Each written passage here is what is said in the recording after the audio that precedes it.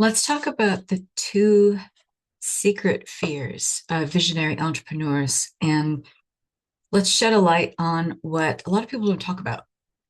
And we really need to because, as of the recording of this video, it is now the 28th of December, and we are at the jumping off point of 2025. And we need visionary entrepreneurs, visionary conscious creators now more than ever.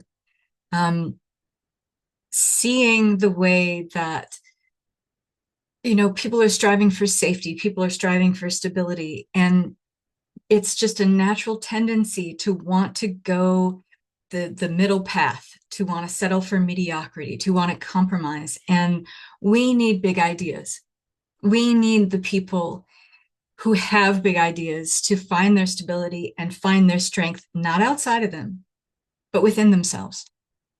And so if we don't take the lid off of these two secret fears and make them, the secrets that are in plain sight finally, and talk about them in a way where maybe we can find some solidarity with each other and say, you know what, maybe I don't feel so alone now that this is out in the open, now that there's like a way for me to kind of navigate with this particular shadow. And this is a shadow that a lot of visionary entrepreneurs and visionary creators have, but they think it's only for them. They think it's exclusive to them.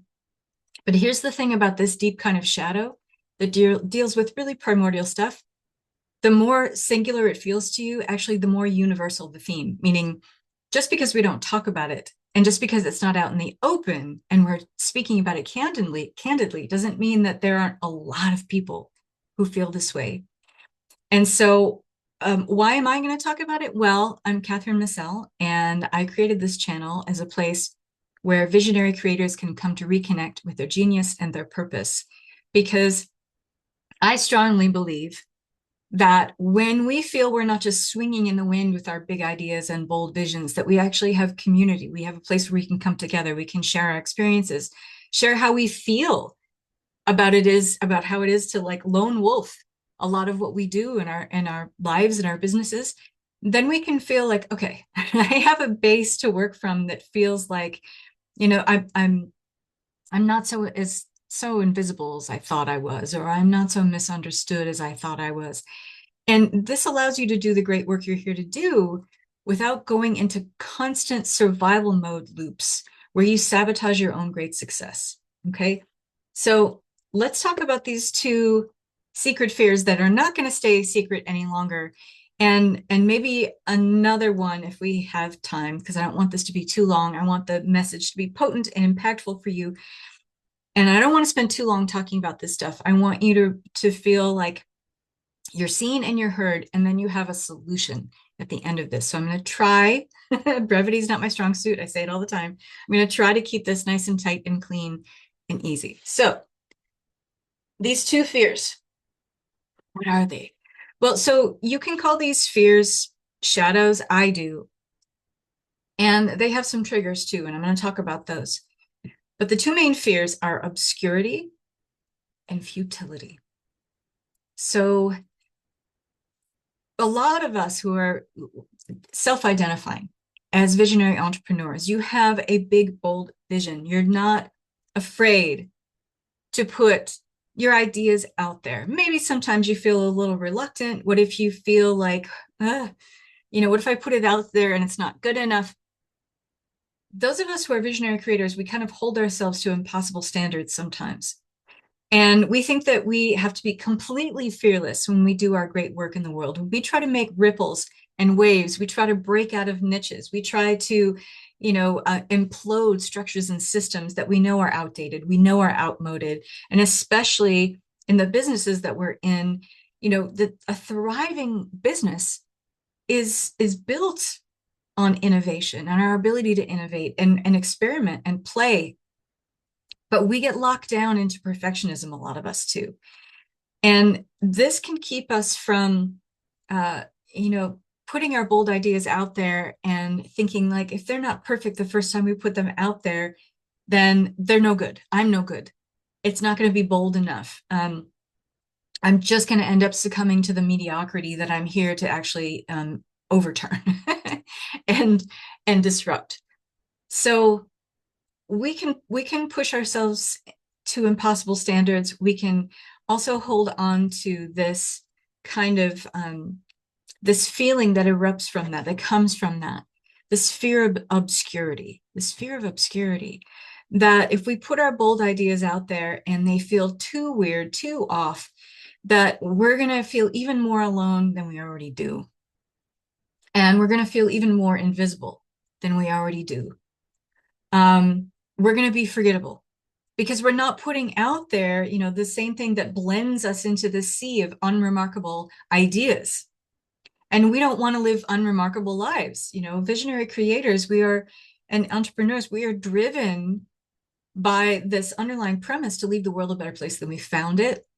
And that not only, casts our energy into big and bold visions, ones that create ripples and waves, we get caught up on that needs to create a legacy. That needs to create something that's here long after I leave. And the problem with this and this kind of fear of obscurity, that it stems from this belief that our worth is tied to external recognition, that how others receive or validate or carry forward our contributions, like that's a big weight to carry. And we're okay with carrying it, but we hinge too much of who we are on a future outcome that may never come to pass. And you've got to find this self-validation now.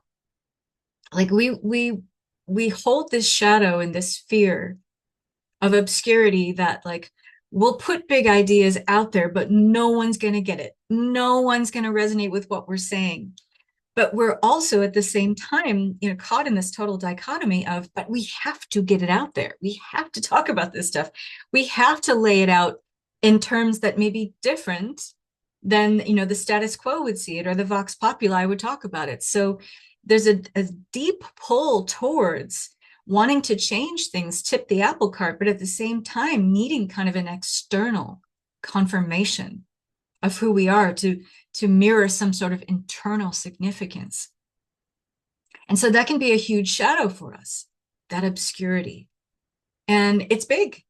I see this a lot with the women that I work with. I just did a VIP day this past week. I do a 6-hour VIP day where we do energy healing and release. We do an absolute overhaul of the skills and the talents and the values and the meanings and how those are all rolled up into a personal identity, into a self-concept. And the new identity or version of self that springs from that after the energy release is performed, then we get to create a strategy for how to apply that in real and tangible and applicable ways. It's a very, very powerful 6-hour day that I offer. And when I was working with this woman, as usually happens when we're doing our own inner inventory, when we're doing our own shadow investigation, we'll see this rippled and reflected in our outer world because it's all one. Everything is a mirror and we are one with everything. Through the law of one, we understand that there is our internal reality, our interiority, and everything is a reflection and a projection of that. We'll see that in the relationships that we have, the health that we enjoy or don't enjoy, in the money story that we have, and how that shows up in our bank account. It's all a mirror. And so when you're doing this deep shadow work and investigation on yourself, and I guarantee you, if you're still listening, you're still here, and I hope that you are. And by the way, if you like this content and you want to see more of it, please just go ahead and give me a little like on this video. It really helps out my channel. And, subscribe if this is you, if you recognize and self-identify as a visionary and conscious creator, visionary entrepreneur. I make content for people just like you. So please stick around and subscribe if you would kindly do that. So you'll see this reflected in conversations that you're having and other people that you might be working with in your client work. So as I was doing this inner investigation, this is the exact thing that came up in my VIP day with this woman who was working on this kind of, this feeling that's been haunting her forever of not only the obscurity But this futility piece that I'm going to talk about next, but beware of this pitfall. I'm going to tell you how to navigate around this in a second after I talk about the second fear and second shadow of the visionary entrepreneur. But beware of these contradictions, these inner conflicts of that drive that you have, which is bigger than you. And if you can serve the bigger vision and the bigger you over the smaller you, not only are you going to be happier, your business is going to be happier, you're going to be able to serve clients in a much more expanded way. So just pay attention that it's the small you, the false small self, that needs external confirmation in order to mirror some sort of internal significance.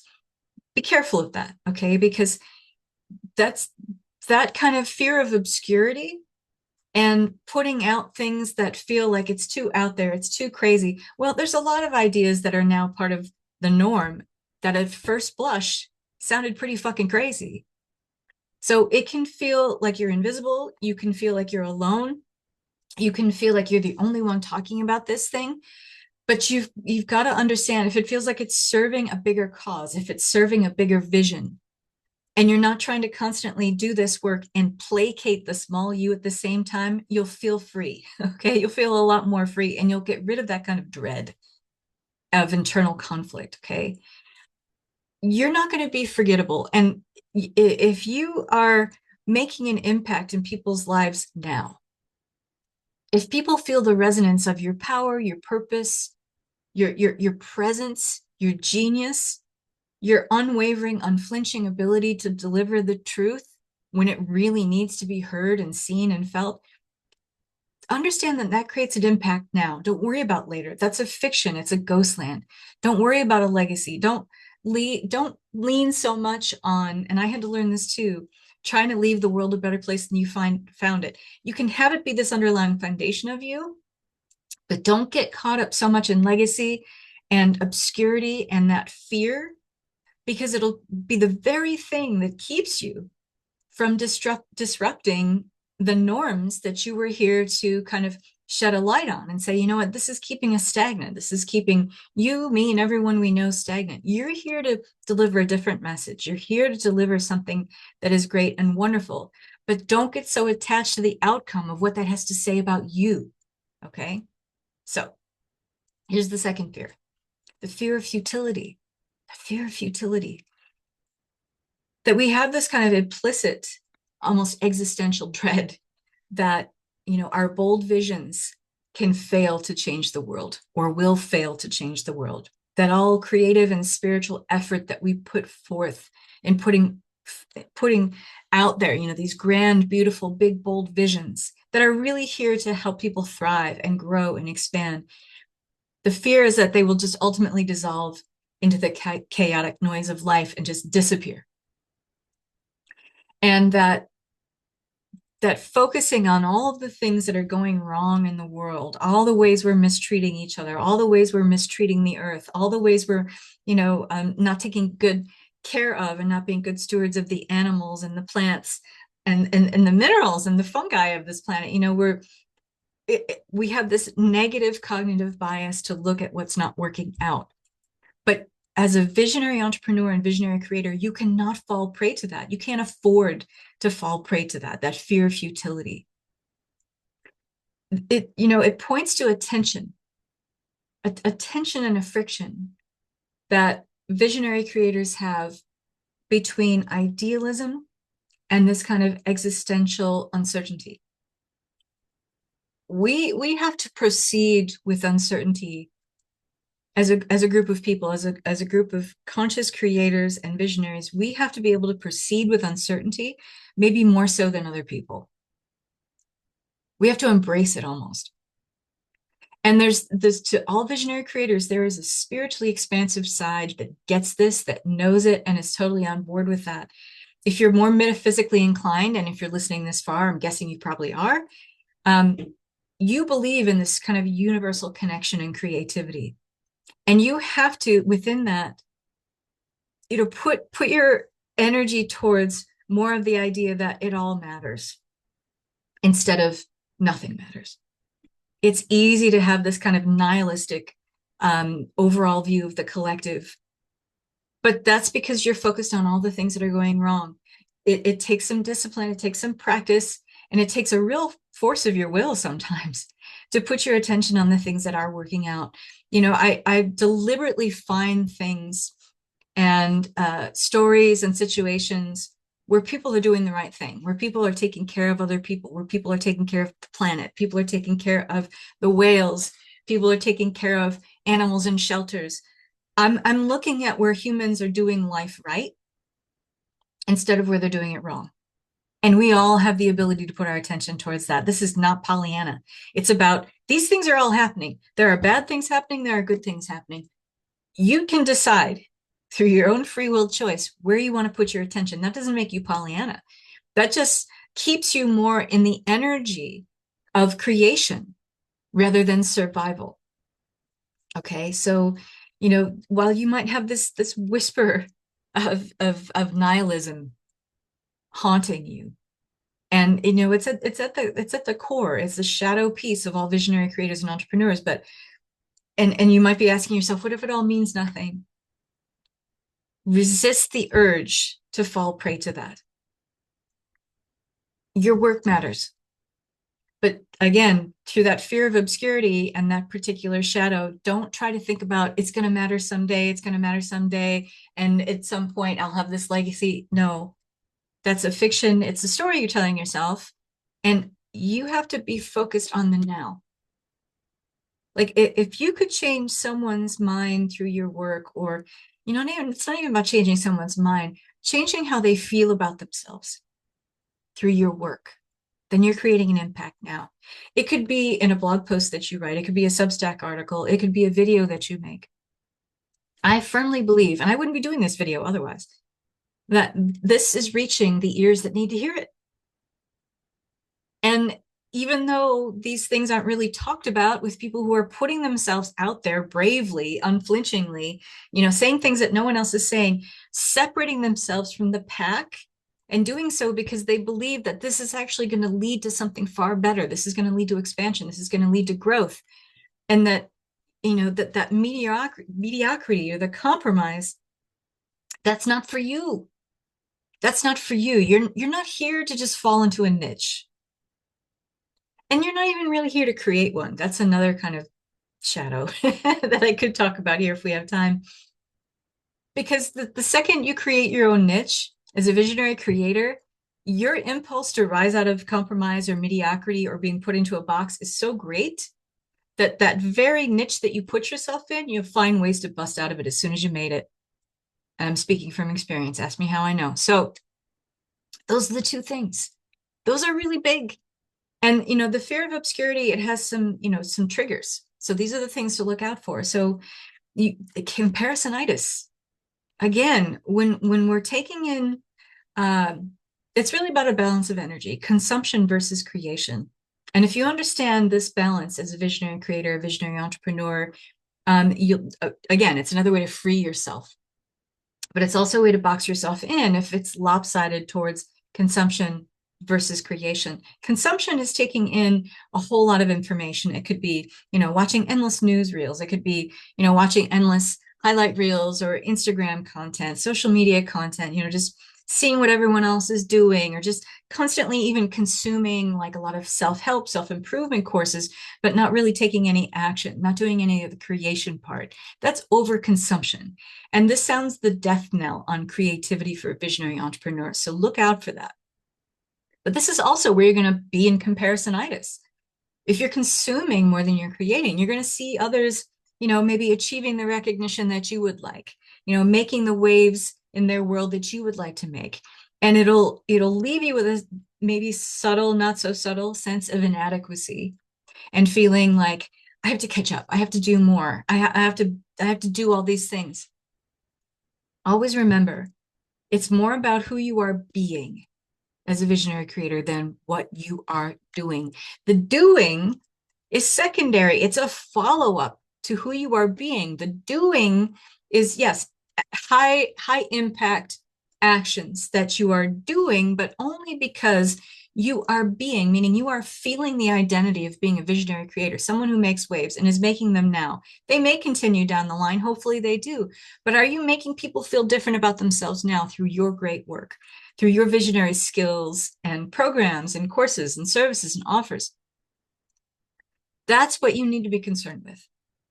Do I feel really good about the waves that I'm creating now? I don't need to compare it to anybody else, and I can't because I'm singular. My work is singular. I'm unique. My work is unique. Embrace that, embody that. Again, if you don't, it kind of sounds the death knell on your creative process, and you'll never really fully trust it. You'll never, when you really never fully trust you or your work, you tend to shy away from intuition, and then you go into more of the false small self, and you're listening to a part of you that will never feel adequate. You're paying attention to a part of you that will never have enough or be enough or do enough. Okay. You need to be able to go into a level of trust with yourself, and that allows your intuitive awareness to just flow. And that's when you're tapped into the fourth dimension. That's when you're tapped into the big, bold visions that are meant to come through you as a conduit. But you can't do that if you're full of all this other shit clogging up the works. Okay. Another thing for the trigger that will trigger obscurity, or these feelings of obscurity, is when you feel that silence, that break, you know, the ebb versus the flow. This can be tough if you're really suffering from that sense of like needing external confirmation for that feeling of internal significance. You're looking for outer acknowledgement. You're looking for external feedback. This is always going to trigger feelings of invisibility. Okay. Except that as a visionary creator, there are going to be periods, sometimes profound periods of inactivity. That's okay. That's integration. There is a very, very unhealthy attitude about productivity, that busyness in your business is the way it should be and it should always be. No. There are profound periods of inactivity and silence that I've learned to embrace in my business. I'm processing, I'm integrating, I'm incubating an idea. A seed is germinating, something that is maybe destined to be great, maybe not. I'm not attached to that outcome, but I am very, very enmeshed in, and I trust the process, because even inactivity is a process. I'm going to say that one more time. Even inactivity is a process. Just because we're not privy to all the things happening behind the scenes, the reorganization of atomic subparticles in order to rearrange themselves for our benefit, we're not always going to be privy to that. You know, not with our working conscious minds. There's so many things going on that we don't see. And if we're really paying attention and we're actually allowing ourselves to be absorbed with this inactivity, and we just surrender to it completely, then you can start to feel the things that are actually going on, because it's very subtle. Trust those periods of quiet, trust those periods of non-productivity instead of trying to fight against them. We're thinking like, I should be doing something, I have to do more. Stop it.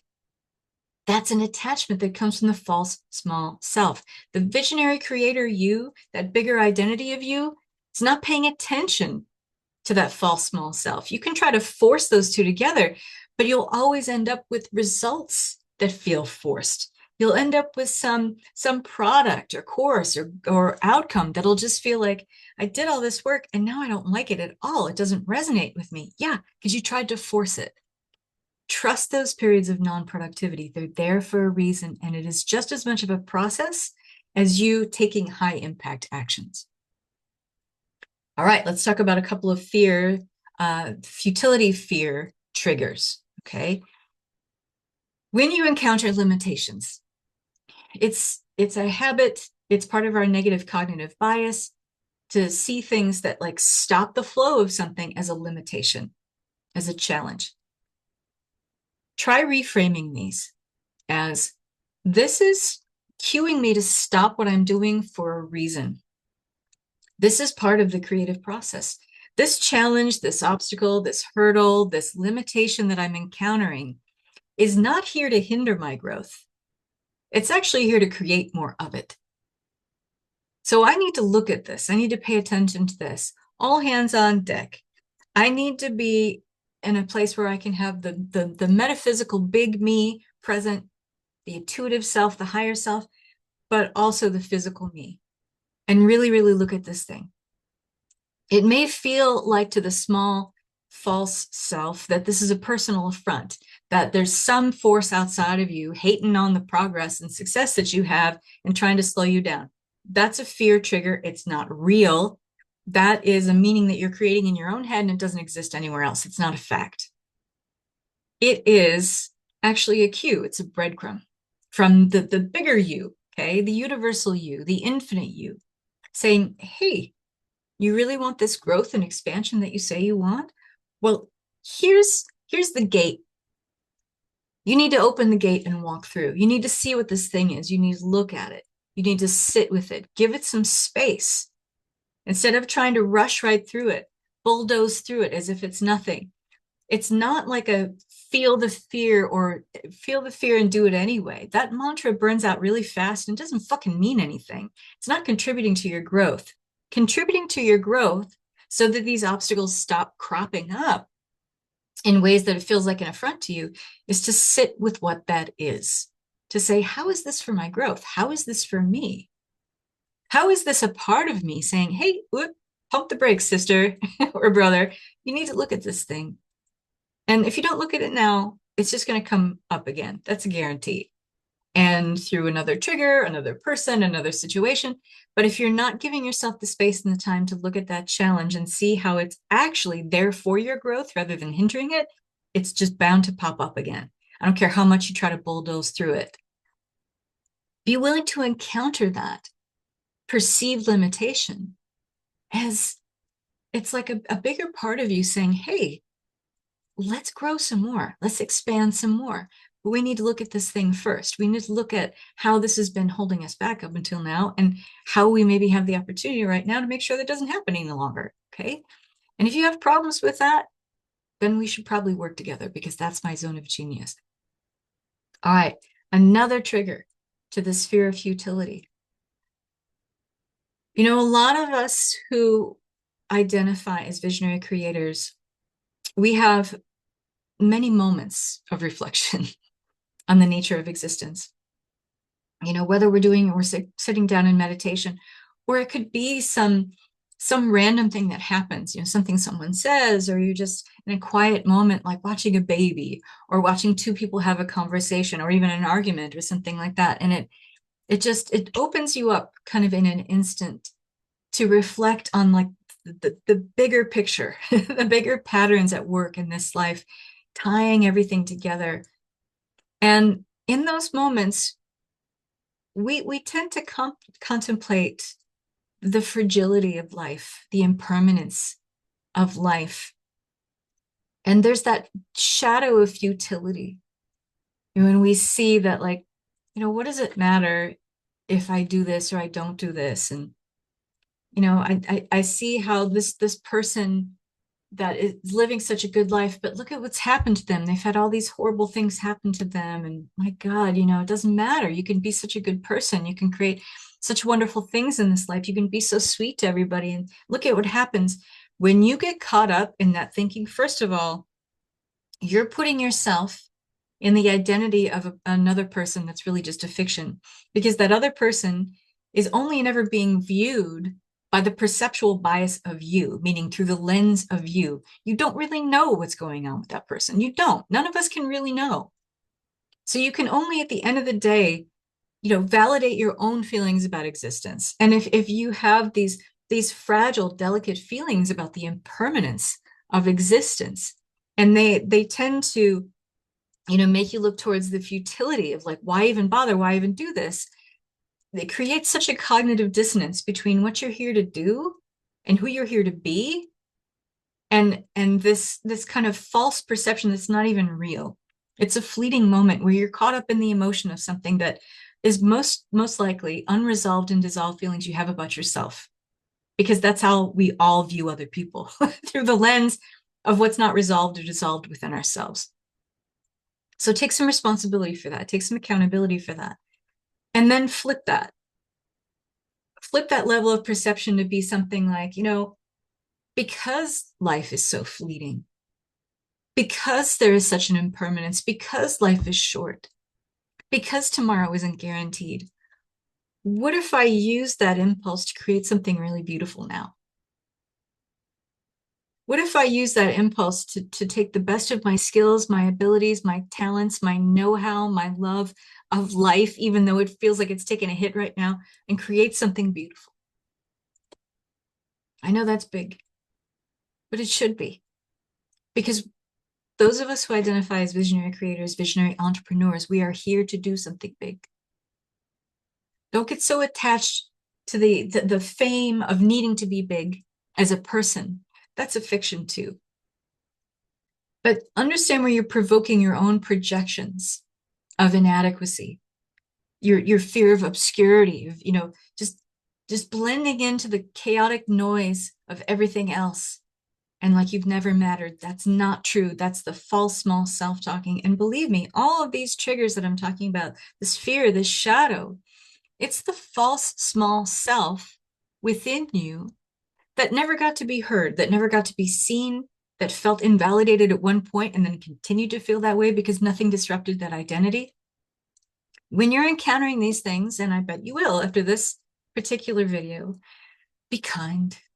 Be kind to yourself. Be kind to this version of self.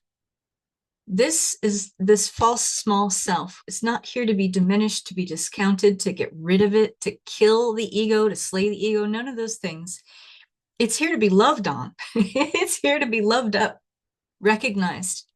They're here to help you love yourself more, because if you can know yourself more, you have the opportunity to love yourself more. So use all this as fuel and see it as feedback to help you maybe see some of the patterns of your life, to see kind of the bigger picture, to pull back on the lens of your life and see like how these might fit together and how they create kind of dissonance between the vision you have and the action that you take in your life. Be willing to witness this stuff as not like wasted potential, but as this is potential now that I get to use as fuel. I get to repurpose it. I get to transcend it by taking different actions, by taking a different tact, by willing to see this through a different lens or perspective. And so I'm going to leave it there. I hope this really helps you and gives you kind of like a springboard that allows you to have fresh insights, new inspiration, and go and be great, because that's what you're here to do. So thanks everyone for watching. Lots of love. Bye-bye.